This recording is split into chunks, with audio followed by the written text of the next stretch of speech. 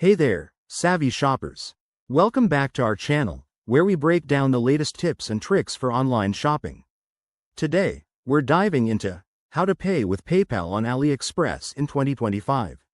With AliExpress offering a massive selection of products at unbeatable prices, using PayPal can make your transactions faster, safer, and more convenient. Whether you're a seasoned online buyer or just starting out, this guide will have you paying like a pro in no time. Let's jump right in. First things first, make sure you have an AliExpress account and a linked PayPal account. Start by logging into your AliExpress account on their website or app. Once you're in, browse for your desired items, add them to your cart, and head to the checkout page. This is where the magic happens. Now, at the payment options screen, look for PayPal as one of the choices. AliExpress has updated its interface for 2025, so it should be prominently displayed. Select PayPal, and you'll be redirected to the PayPal login page. Enter your PayPal credentials securely. Remember, never share these with anyone. After logging in, review the payment details on PayPal.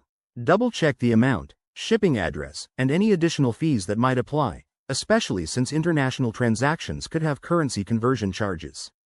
Once everything looks good, confirm the payment.